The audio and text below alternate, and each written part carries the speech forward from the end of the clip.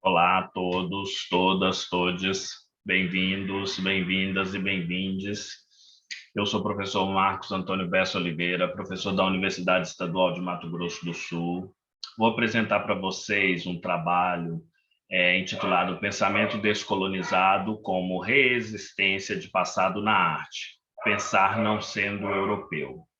Este trabalho é um recorte de uma pesquisa de vida, acredito eu, porque ele faz parte de todo um processo de construção que eu venho fazendo, meu próprio, de refletir a partir de um lugar que não habita aí, ou que não é habitado pelo pensamento europeu ou estadunidense, como únicas formas para pensar a arte. Esse trabalho está dividido em algumas partes, e a introdução tem como título Seguem as Histórias, grafadas aí com parênteses de história com H maiúsculo, história com H minúsculo, exatamente para evidenciar que algumas histórias com H minúsculos não foram contempladas para a construção do que entendemos hoje como a história da arte universal, que tem como base o pensamento moderno europeu. Neste artigo, eu parto de um princípio que leva em consideração algumas citações do pesquisador Walter Mignolo, que vai dizer, como epígrafe de abertura: a modernidade e a pós-modernidade são opções, não momentos ontológicos da história universal, assim como são opções as modernidades subalternas, alternativas ou periféricas. Todas elas são opções que negam e tentam impedir o desenvolvimento do pensamento fronteiriço e da opção descolonial. Eu parto desse princípio porque eu quero aí evidenciar uma reflexão que vai levar ao leitor e vocês ouvintes a entender qual é a minha proposta para pensar não sendo europeu como reexistência de passado na arte.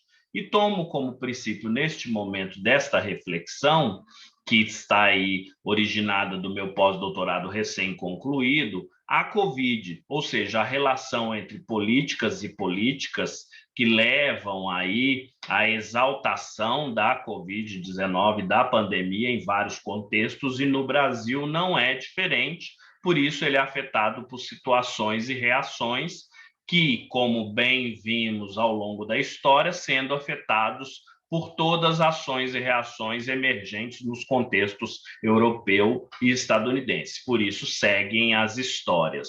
E eu grafo aí ações, situações e reações com letras maiúsculas no A, exatamente porque eu levo em consideração para essa reflexão as ações que determinadas reações e situações provocam, no nosso caso aqui agora, na arte.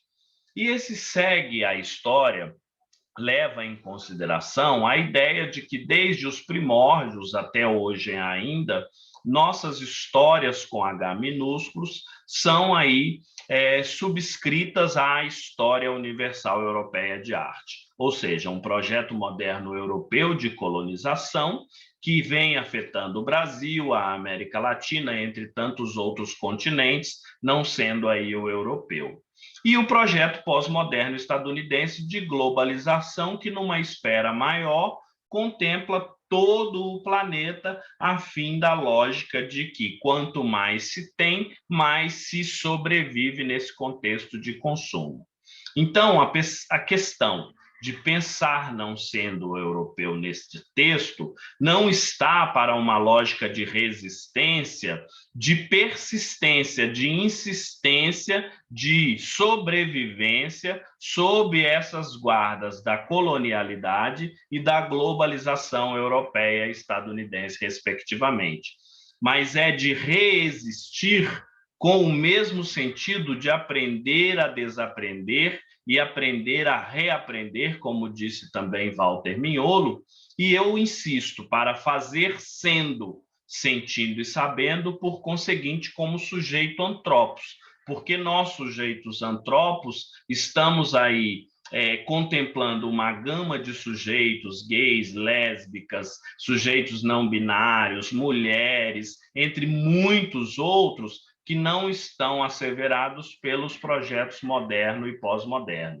E, obviamente, estou, de algum modo, não tentando fazer simples juízos de valores, porque as artes no Brasil, nas suas várias linguagens, estão sempre barradas por algum sistema político, econômico, social e até o cultural alheios às artes, né? Porque continuam insistindo nessa ideia de que nós temos que produzir ancorados nos mesmos sistemas propostos pelo pensamento moderno europeu e o projeto pós-moderno estadunidense.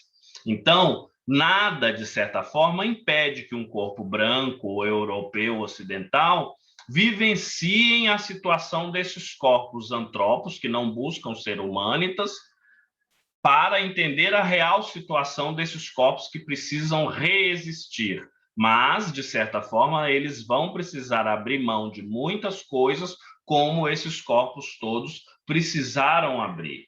Né? Então, essa lógica de ser um sujeito antropo, ela está, de algum modo, relacionado à vulnerabilidade de homens, mulheres de cor, gays, lésbicas, gente de línguas não oficiais, gente de crenças não cristãs, e contempla em um universo muito grande. E aí, a minha lógica de discussão neste artigo exclusivamente está ancorada também neste subtítulo, que este é um subtítulo, frase de uma matéria veiculada há poucos dias no Brasil. Secretário da Cultura do Brasil trabalha armado e assusta funcionários. Cito um trecho da matéria. O secretário especial da Cultura do Brasil, Mário Frias, anda gerando mal-estar e desconforto entre funcionários e pessoas que se reúnem com o secretário. Mário Frias anda e despacha armado no ambiente de trabalho, deixando a arma visível na cintura. E aí eu sou obrigado a fazer um juízo de valor, ou mais um, se queiram entender assim. Porque como que determinados fazeres artísticos não coloniais vão circular num contexto em que o maior órgão deveria fazer circular qualquer arte, está coibindo esses fazeres artísticos. Outro subtítulo é Pensamento Emergente a partir da fronteira, pensar sendo antropos. Porque na lógica do pensamento descolonizado, todo pensamento não eurocêntrico, não estadunidense, é um pensamento de fronteira. Não quer dizer, para os leigos, que isso seja um pensamento de quem habita a fronteira geográfica, como é o meu caso, Mato Grosso do Sul, em fronteira com Paraguai e a Bolívia. Mas é a fronteira enquanto sujeito que ocupa um corpo da exterioridade. E argumentar o não moderno requer uma prática de desprendimento.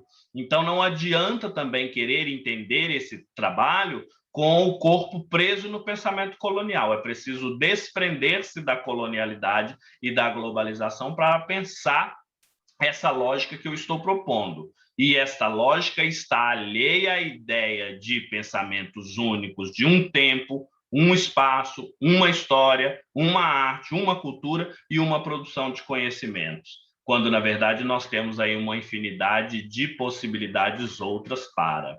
Então, é possível perceber-nos constituidores ou constituídos de histórias, memórias e experivivências que não contemplam a lógica do pensamento hegemônico ou a lógica da história da arte universal estabelecida. Então, esse texto constituir-se até sem nenhuma referência bibliográfica, à medida que eu o entendo como um texto que emerge do meu próprio corpo. Entretanto, o tempo, espaço, lugar e a situação sistêmica deste evento também pede um texto de autoria sem nenhuma bibliografia.